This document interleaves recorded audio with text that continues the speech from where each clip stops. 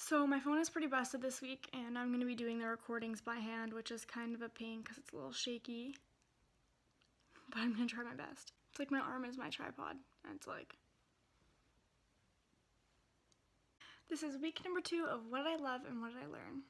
I love that I got to spend some time working with my mom this week. I love the comfy new yoga mat that I got. I got my first letterboard ever, and I'm super excited to take photos, and I'm like in love with the color of it, and I'm excited to post that on my Instagram. I love that I got to pet some puppies and kitties at the adoption day they were having at Pet Value. I like fell in love with this puppy, and I couldn't make eye contact with it because I was like, meh, I wanna leave with you. I'm getting sad just thinking about it. I loved actually cooking breakfast for the first time in a long time this weekend. I'm just usually too lazy to clean, so I never do it. I love my new bath salts that smell like milk and honey.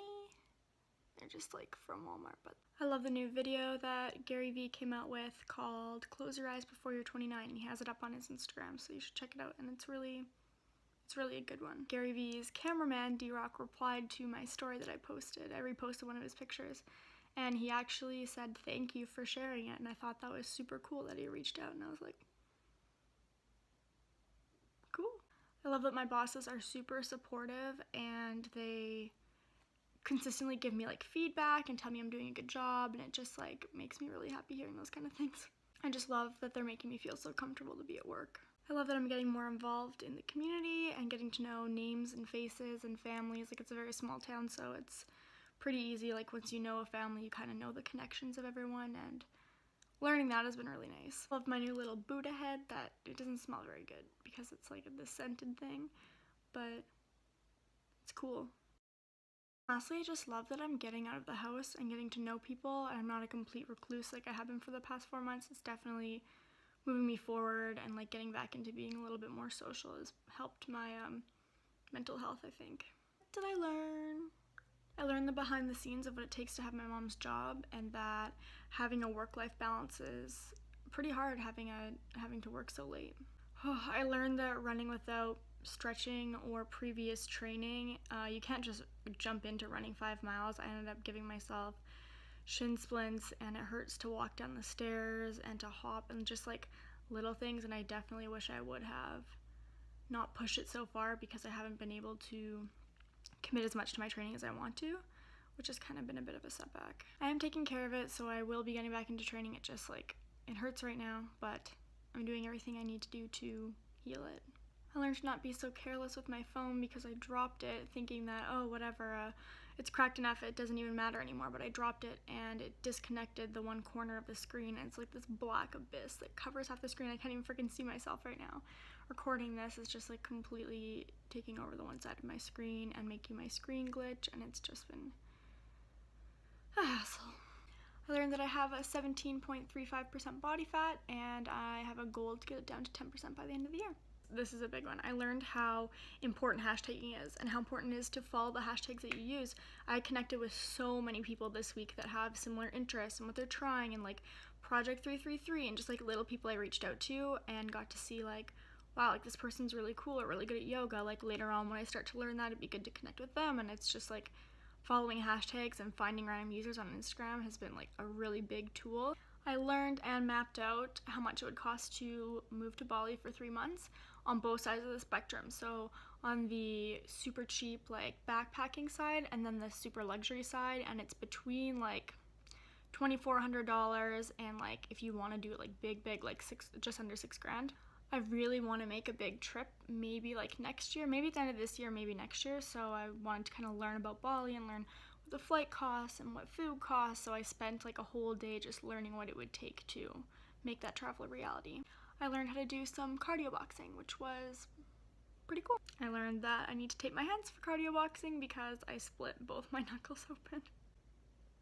That hurt, cutting limes and lemons. So I had this challenge that I wanted to create a workout program for myself because I've been documenting all my workouts for the past 4 months to see the results I've gotten now. But I learned that to create a program, there's a lot more that goes into it than slapping together some of the workouts I've done and then just saying, oh, this is what you gotta do for a week. So right now I'm kind of learning what it would take to make a program for myself. And then I have a couple friends that are kind of interested in that kind of stuff too, so I'm just going to reach out to them and show it to them, but it's not going to be like a thing, it's just like for me mainly. I learned on an episode of Brain Games that scientists believe that humans are born with compassion, and that was a really good episode, and it was only 20 minutes long, so I'd suggest going watching it because it was a pretty neat find. Honestly, that whole season of Brain Games has been really good. I learned that I really enjoy event planning and marketing, and I think that's kind of a career option I'm kind of trying to explore. I'm going to spend a little bit exploring because it opened up some doors for me, and event planning is just really fun. It gets me all excited, so I'm going to look into that a bit. I watched an episode of Impact Theory with Ryan Holiday, and there's a whole bunch of key things I got out of watching this episode that I want to share with you guys as well. And I'm also going to link it in the description box below. First one, status shouldn't be the expense of your happiness. Do little things now to get you to where you want your life to look like in the future. Look at feedback from people through a filter and reevaluate, like, does this align with my goal, or is this just shitty feedback? Remember what you're trying to accomplish and then align it with that. If the feedback pertains to that, then great. Otherwise, it's just another comment. You can't please everyone. Don't do shit out of your ego. Emotions are immediate, so give yourself space to be less heated. This one was my favorite. Impulsive emotion never has the best resolution. And that's so true. Think of how many fights you get in with someone where if you would have just stepped back and just take a second to evaluate what's going on, and it takes time to be less heated to be able to come with an actual resolution for things. I can think of all the times I've gotten in the stupidest fights that if I would have just walked away for a few minutes and let myself clear my head and just calm down, that they would have actually been resolved instead of so like fired up. If you're angry all the time, people won't be able to decipher whether the problem is big or the problem is small. If you're getting angry at a coffee pot and then you're getting angry about a chart or something, but it's the same amount of anger, how will people take the chart being more serious than the coffee pot? And the last one, which is really big, is how you present yourself is a communication tool. This week was not sunshines and rainbows. I have a lot of setbacks this week, unfortunately. Sleeping schedule is all over the place because of training and exhaustion and laziness, and I just haven't been getting up and I haven't been pushing myself to stay on track. And slacking off of the gym, which today's workout was absolutely excruciating. I thought I was honestly dying. I ate poorly all throughout the week. I had burgers and Chinese and takeout and just like ate like complete garbage. It wasn't just one cheat day, it was many cheat days. In doing this, I definitely see a change in my energy levels and just feeling lethargic and just not motivated to do anything. I just want to eat and sleep.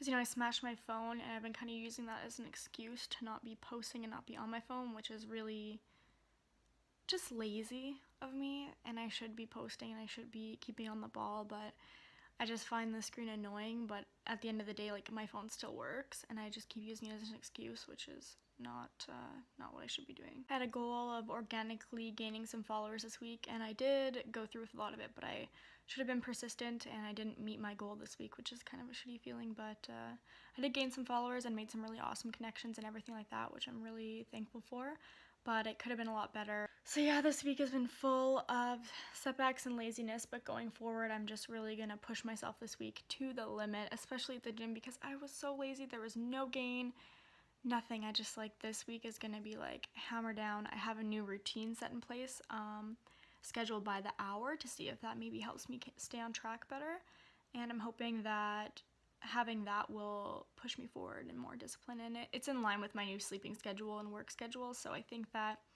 having it all in line instead of jumping around thinking like, oh, this is when I got up, like, I think it'll be better. So yeah, thanks for watching, and sorry this is handheld and kind of probably the shittiest one I've had so far, but I'm getting my phone fixed this week, thank God, and next week's will be back in my little studio, so have a good rest of your week, and I'll see you around.